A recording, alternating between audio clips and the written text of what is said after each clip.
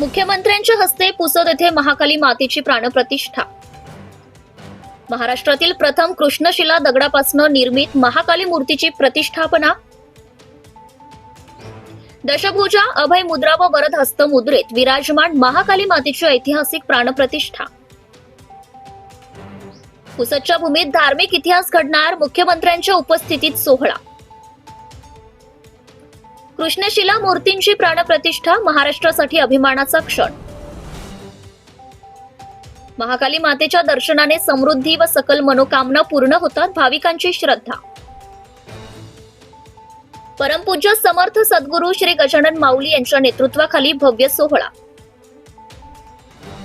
मुख्यमंत्र्यांच्या हस्ते पूजा अर्चा होणार, पुसदमध्ये भक्तिमय वातावरण। राज्यभरातून भाविकांची गर्दी उसळणार, पुसद धार्मिक केंद्र म्हणून केंद्रस्थानी। महाप्रसादाचा ऐतिहासिक प्राणप्रतिष्ठा सोहळ्यास सहपरिवार उपस्थित राहण्याचं आवाहन। मुख्यमंत्र्यांच्या हस्ते व मंत्री महोदयांच्या उपस्थितीत महाकाली मातेच्या मूर्तीचा भव्य प्राणप्रतिष्ठा सोहळा। पुसद शहरातील महाकाली माता मंदिरात सोमवार दिनांक 15 डिसेंबर 2024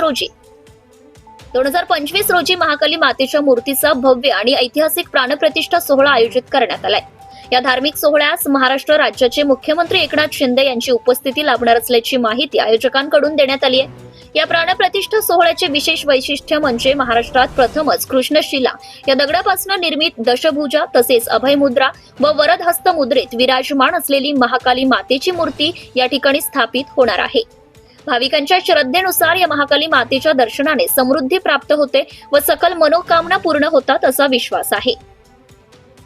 प्राणप्रतिष्ठा सोहळ्यानिमित्त वैदिक मंत्रोच्चार, अभिषेक, पूजा अर्चा व धार्मिक विधी पार पडणार असून त्यानंतर भाविकांसाठी महाप्रसादाचं आयोजन करण्यात आले। या कार्यक्रमासाठी परिसरात भक्तिमय वातावरण निर्माण झाले आहे। या सोहळ्याचे आयोजक परमपूज्य समर्थ सद्गुरू श्री गजानन माऊली यांनी सर्व भाविकांनी सहपरिवार उपस्थित राहून या ऐतिहासिक प्राणप्रतिष्ठा सोहळ्याचा लाभ घ्यावा असं आवाहन केले आहे। मुख्यमंत्री महोदयांच्या उपस्थितीमुळे या धार्मिक कार्यक्रमाचे महत्त्व अधिक वाढले असून राज्यभरातून भाविक मोठ्या संख्येने उपस्थित राहण्याची शक्यता व्यक्त करण्यात येते।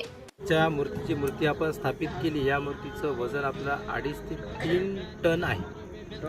हो, कारण ती भरीव दगडापासून बनवलेली असल्यामुळे ही कुठं कमी किंवा जास्ती न करता अखंड शिलेपासून या मूर्तीची निर्मिती होत असते। आपण पाहू शकता की ती मूर्ती ज्या आस्थावर बसलेली आहे ते दगडच पूर्ण अखंड आहे आणि ज्या वेळेस ते घेतला त्यावेळेस अंदाजे 10 टनाच्या जवळपास त्यांनी मूर्तिकारांनी सांगितलं आणि त्यातून आता अर्धा छाटून 2.5 ते 3 टनापर्यंत ती मूर्ती आज रोजी आहे। मूर्तीचे निर्माण कुठे झाले आणि कोणी केले? अलागड नावाचं तेलंगणा राज्यामध्ये एक गाव आहे, त्याला अलागड म्हणतो आपण।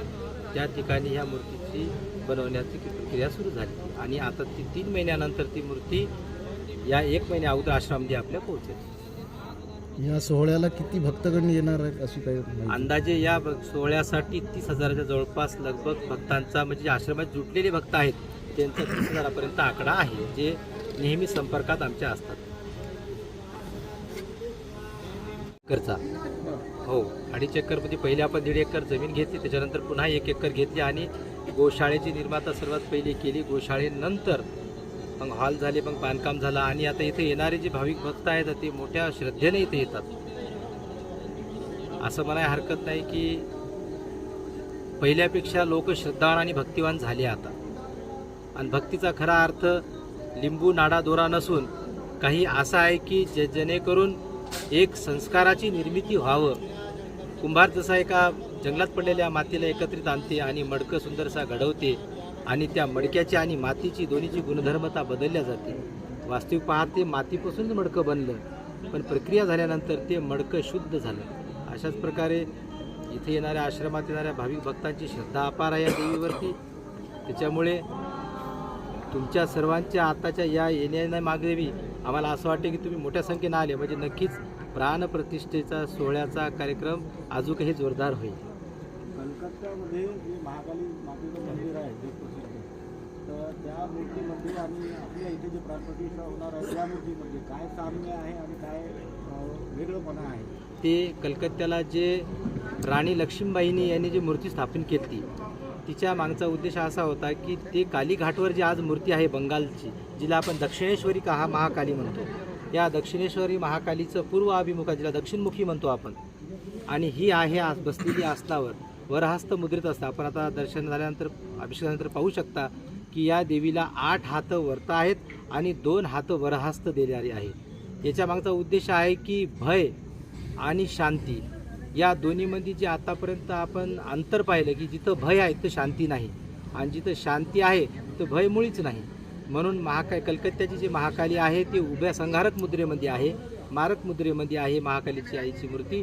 आणि आपल्या कासोळा इथं जी मूर्ती स्थापित केली ही मूर्ती अभय मूर्तीत आहे आणि ही महाराष्ट्रामध्ये वंचितच, मला तर वाटतं दुर्मिळ म्हणलं तरी चालते, जे ती संघारात्मक असलेली मूर्ती आपण शांती स्वरूपामध्ये इथं बसवण्याचा प्रयत्न केला. म्हणजे महाराष्ट्रातली ही पहिली मूर्ती असेल का? बिलकुल बिलकुल बिलकुल. जितकी आमची तीर्थयात्रा झाली, जितके आमचे धाम झाले, आणि आम्ही हे शोधत होतो की देवीचा असा विग्रह आपण स्थापित करायचा की जेणेकरून सर्व भक्तांना असं वाटलं पाहिजे की आपण काहीतरी वेगळं करत आहोत आणि वेगळं दर्शनाला जात आहोत. आणि माझ्या यात्रेमध्ये अशी मूर्ती महाराष्ट्रात तरी कुठं मला दिसली नाही.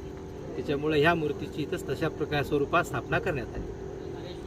श्री आता हे रात्र आणि दिवस या नवरात्रामध्ये लोक या रस्त्याने जात असतात आणि पहिलं आईचं दर्शन इथून घेऊन ते लोक तिथं जात असतात. संपूर्ण महाराष्ट्रातून येणारा भाविक सर्वात प्रथम इथं येतो जाता येता आणि दर्शन करून नंतर आई रेणुकेला दर्शनाला तो जात असतो. जो भक्त इथं येत असतो तो भक्त एकच म्हणते की जेव्हा हे परिसर पाहिला की इथं पूर्वी काहीच नव्हतं आणि अचानक एवढं मोठं कसं काय झालं, तर त्यावेळेस आम्ही सगळ्यांना एकच सांगतो की तिची जर कृपा असेल तर दगडातही ईश्वर होऊ शकते आणि तिची कृपा नसेल तर मनुष्य असूनही आसुरी प्रवृत्तीचा असू शकते. म्हणून येणाऱ्या प्रत्येक भक्ताचं समाधान इथं होते एवढं मात्र निश्चित.